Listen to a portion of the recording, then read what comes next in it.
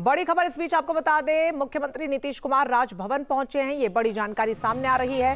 नीतीश कुमार राजभवन पहुंचे हैं। मंत्री राज्यपाल को इस्तीफा उन्होंने सौंपना है और उसी सिलसिले में वो राजभवन पहुंचे। तस्वीरें हम इस वक्त आपको दिखा रहे हैं जहां पर कैबिनेट का गठन होना है।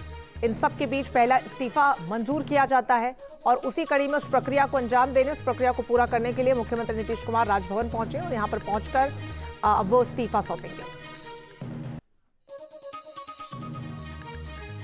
तो ये सीधी तस्वीरें इस वक्त आपको दिखा रहे हैं जहां पर मुख्यमंत्री का काफिला आपको नजर आएगा।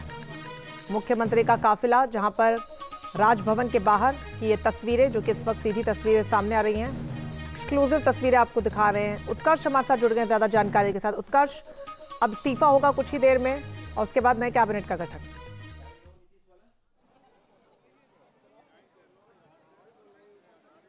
बिल्कुल रंजना, देखिए मुख्यमंत्री नीतीश कुमार के साथ बिहार के उप मुख्यमंत्री सम्राट चौधरी और विजय चौधरी जो है वो राजभवन पहुंच चुके हैं। ये सीधी तस्वीर जो है हम आपको राजभवन की दिखा रहे हैं। ये देखिए राजभवन की सुरक्षा किस तरीके से बढ़ा दी गई है और ये पूरा बैरिकेटिंग जो है वो किया जा रहा है। 3 लेयर की बैरिकेटिंग आप देख सकते हैं। एक तरफ जो पैरामिलिट्री फोर्सेज हैं, दूसरी तरफ मुख्यमंत्री का स्पेशल सिक्योरिटी, दूसरी तरफ SSG के कमांडोज, तमाम लोग जो है वो यहाँ पर तैनात कर दिए गए हैं। मुख्यमंत्री नीतीश कुमार इस वक्त राजभवन के अंदर मौजूद हैं और राजभवन में मुख्यमंत्री के साथ सम्राट चौधरी, विजय चौधरी, दोनों नेता जो है वो मौजूद हैं। मुख्यमंत्री जो है वो इस्तीफा देंगे। आरिफ मोहम्मद खान को थोड़ी देर में इस्तीफा जो है वो दे दिया जाएगा और मुख्यमंत्री सीधा CM हाउस जाएंगे। कल जो एक बड़ी बैठक होनी है, उसके बाद नई सरकार के गठन की कवायतें जो है वो तेज हो जाएगी। यानी कि कल जो है वो बैठक होगी। बैठक के बाद जो समर्थन पत्र है वो नीतीश कुमार देने राज्यपाल के पास जाएंगे और 20 तारीख को प्रधानमंत्री नरेंद्र मोदी और कई BJP शासित राज्यों के मुख्यमंत्री के समक्ष नीतीश कुमार जो है वो 20 तारीख को पटना के ऐतिहासिक गांधी मैदान में 10वीं बार मुख्यमंत्री पद की शपथ लेने जाएंगे।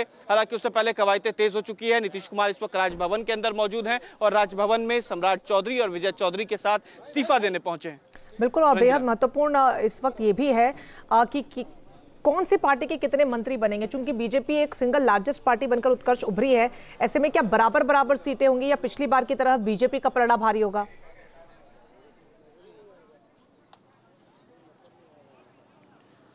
बिल्कुल, देखिए सीटों के बंटवारे को लेकर फिलहाल अभी तमाम चीज़ें सामने नहीं आई हैं, लेकिन महज 4 सीटों का ही फर्क है।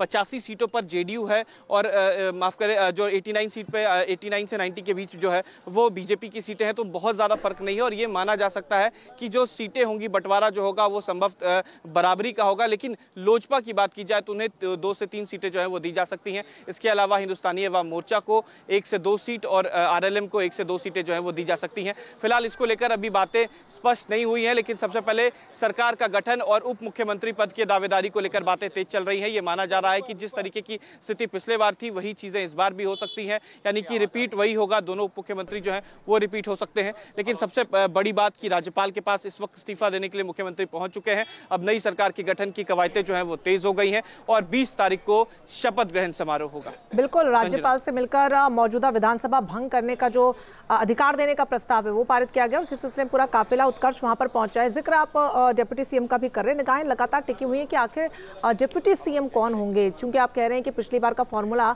यहां पर अपनाया जाएगा, लेकिन चिराग पासवान की पार्टी है, जीतन राम मांझी भी हैं शामिल, उपेंद्र कुशवाहा भी हैं। ऐसे में क्या समीकरण बैठते हुए देख रहे हैं? देखिए, आपको बता दें कि नीतीश कुमार इस वक्त राजभवन पहुंच चुके हैं और बिल्कुल, देखिए आपने सही कहा कि देखिए डिप्टी CM को लेकर खासतौर पर जो सवाल खड़ा हो रहा है, देखिए अगर चिराग पासवान को डिप्टी CM की सीट दी जाएगी तो फिर उसी तरीके से हिंदुस्तानी अवाम मोर्चा यानी कि जीतन राम मांझी और उपेंद्र कुशवाहा इस बात को लेकर भी अडिग हो जाएंगे कि उप मुख्यमंत्री पद का उम्मीदवार वो भी हो सकते हैं, उनके भी पार्टी को उप मुख्यमंत्री मिलना चाहिए। इस वजह से चिराग पासवान को उप मुख्यमंत्री जो है वो नहीं दिया जाएगा, लेकिन 3 मंत्री जो है वो चिराग पासवान को दिए जा सकते हैं और एक कैबिनेट में कह सकते हैं कि एक बड़ा पद जो है वो मंत्रियों का उनको मिल सकता है। जो अहम पद होते हैं वो दिए जा सकते हैं, विभाग जो है वो दिया जा सकता है। इस वजह से ये बात तय है कि बहुत महत्वपूर्ण ये पूरा प्रोसेस इस वक्त बना हुआ है। आप नजर बनाए रखिएगा। बहुत शुक्रिया उत्कर्ष आपका तमाम जानकारी के लिए। जहां भक्ति है हर शब्द में, कथाओं में छिपे हैं दिव्य रहस्य और ज्योतिष देता है जीवन को दिशा। धर्म से जुड़ी हर बातों को जानने के लिए हमारे चैनल स्तुति को सब्सक्राइब करें। चैनल पर जाने के लिए इस लिंक पर क्लिक करें।